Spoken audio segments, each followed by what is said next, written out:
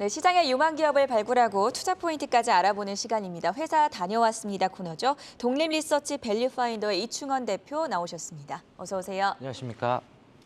네, 대표님이 매주 오실 때마다 새로운 탐방 기준, 즉 밸류파인더만의 탐방 기준을 말씀해주고 계신데요. 다시 한번 좀 말씀 주시죠. 네, 일단 저희 회사 같은 경우에는 기업 탐방 아니면은 좀 예를 들면 좀 탐방을 받지 않는 기업이라도 이런 IR 담당자를 통한 좀 컨퍼런스 콜을 진행해서라도 매주 수요일 개장 전에 보고서를 발간을 하고 있고요.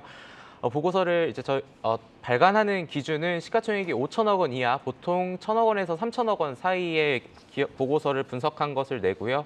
그리고 뭐 사상 최대의 실적이 예상이 된다던가, 좀 모멘텀이 예상이 된다던가, 좀 이런 요소들이 있는 기업들을 좀 보고서로 발간하고 있습니다. 네, 그래서 오늘 소개해 주실 기업 어떤 기업을 준비하셨을까요? 네, 최근에 좀 이슈가 많이 됐었던 종목이고 오늘도 7%대 주가 상승이 지금 나오고 있는 상황인데요. 종목명은 KPF라는 회사입니다. 네, KPF 지금 오늘 7% 급등하고 있다고 말씀해 주셨는데 어떤 기업인지 좀 더 소개해 주시죠. 네, 일단 이 회사는 산업용 파스너 제품을 생산하는 업체입니다. 이 파스너라는 게 뭐 어떤 거냐면 건설이나 플랜트, 중장비, 풍력 등에 사용되는 볼트와 너트를 의미를 합니다. 이 회사 같은 경우에는 올해 상반기 기준만 하더라도 파스너와 자동차용 부품이 약 거의 60%의 매출 비중을 차지를 했고요. 선박용 케이블은 36%를 차지했는데 이 부분은 이따가 뒤에서 좀 자세하게 말씀을 드리도록 하겠습니다. 요약해서 이 회사의 투자 포인트만 먼저 결론적으로 말씀을 드리면은 지금 글로벌 인프라 투자에 따른 전방 산업의 우호적인 환경이 지속되고 있는 그런 상황이고요. 그리고 이제 자회사의 실적이 이제 증가할 것으로 예상이 되고 또 지분을 갖고 있는 회사가 또 10월 달에 이제 코스닥에 상장을 예정이 되어 있기 때문에 여러 모멘텀을 다수 보유하고 있다. 그리고 올해 매출액은 약 8천억 원, 전년 동기 대비 약 50% 이상 증가를 하는 거고요. 영업이익 같은 경우에는 400억 원이 예상되는데 전년 동기 대비해서 약 3,000% 이상 상승할 것으로 예상이 되고 있기 때문에 이런 부분들 또 자세하게 말씀을 드리겠습니다. 네, 앞서 말씀해 주신 거대로 쭉 따라가 보면 실적도 좀 좋아 보이고요. 근데 산업용 파스너를 만드는 이 회사에 강력한 모멘텀이 있다고요?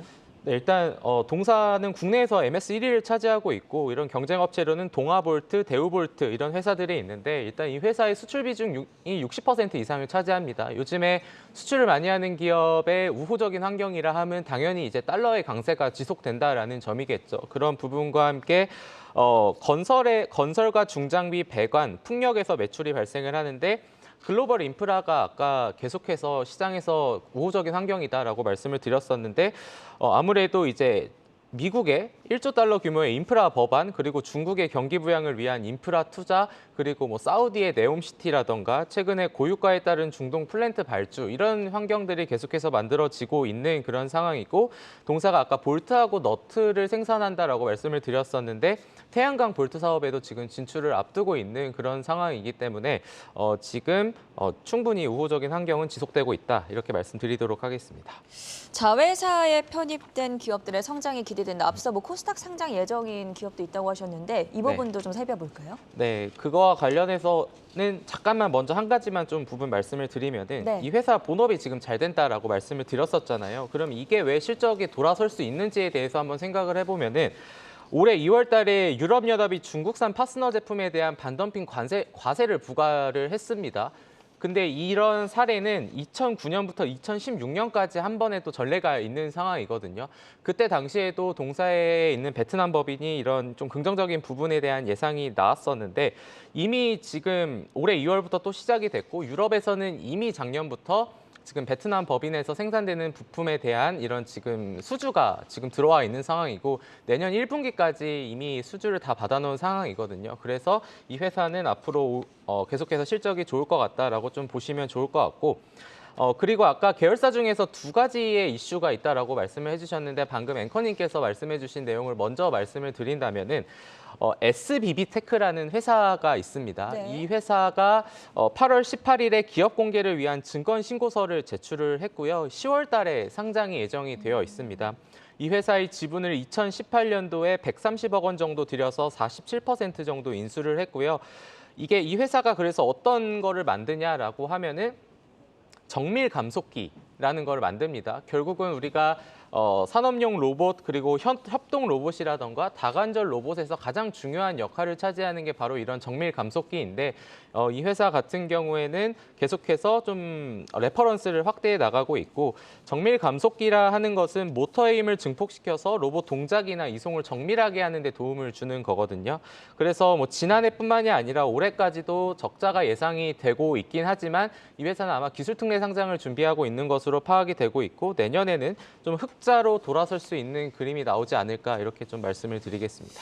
네, 대표님. 아까 말씀을 쭉 들어보니까 사실 KFF의 파트너의 본업과 그다음에 이 정밀 부분의 밸류 체인이 그럼 어떻게 완성이 되는 것이죠?